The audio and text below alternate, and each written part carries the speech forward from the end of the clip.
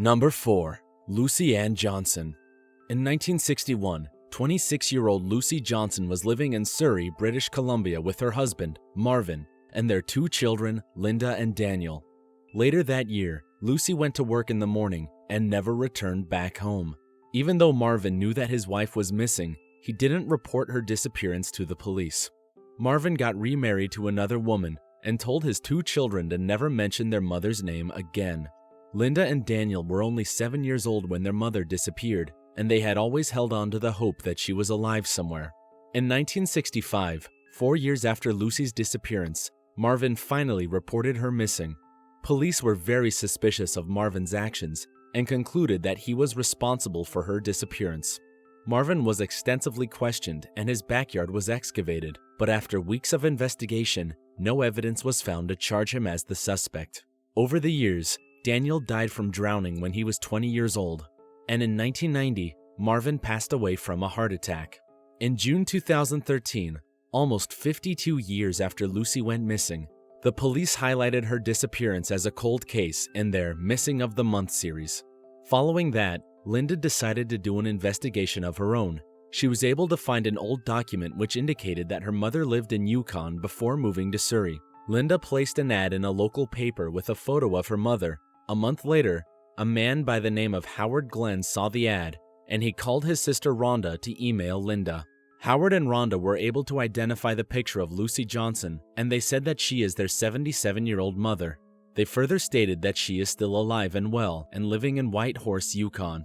It turns out that Lucy had fled to the Yukon in 1961 and started a new family without ever telling them anything about her previous life.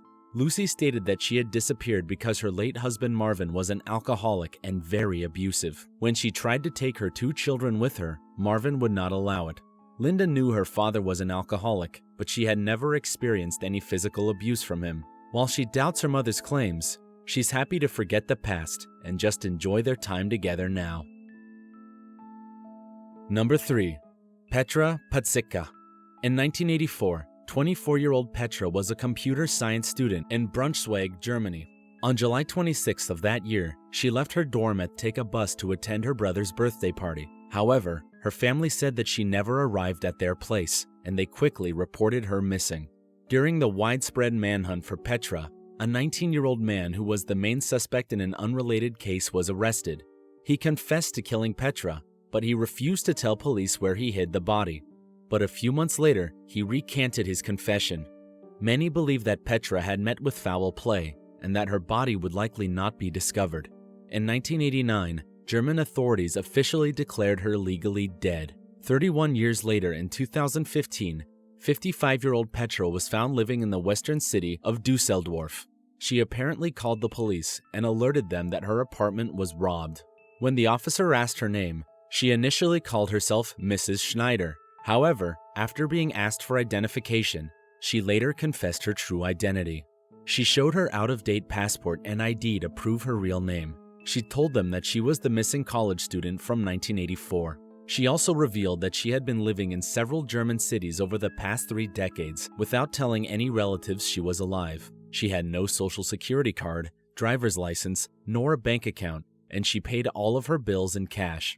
As to the motive of her disappearance, she gave no explanation, and she expressly said that she does not want to make contact with the public or her family.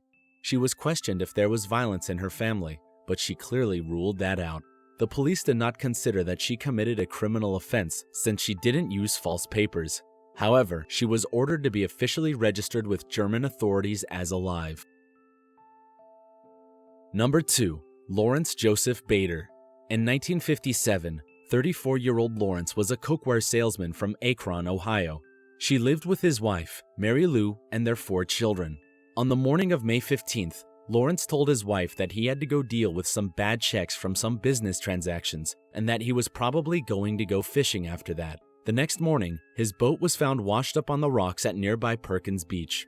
After hours searching, the Coast Guard did not find a body, but they claimed that he died from drowning. They further stated that it wasn't uncommon to find the body since the drowning victims could disappear without a trace in the big lake. Investigators also found no evidence of foul play in Lawrence's disappearance. However, financial reports did raise some concerns. He earned about $10,000 a year as a salesman, but he hadn't filed any tax returns since 1951. He also had taken out about $40,000 in life insurance policies, and he had a $17,000 mortgage on his home. 4 days after he was reported missing, Lawrence moved to Omaha, Nebraska, and he changed his name to John Fritz Johnson. He immediately attracted attention in the area after he sat on a flagpole for 30 days to raise money for polio. His popularity led to him becoming a bartender, radio announcer, and TV sports director at Channel 7. With his flamboyant personality, he became one of Omaha's most popular personalities. He was known to be a social butterfly and had a reputation for being quite the ladies' man. On April 11th of 1962, he married a former model named Nancy Zimmer. They had 2 children, one that was conceived during their marriage, and a second that Nancy had from a previous marriage.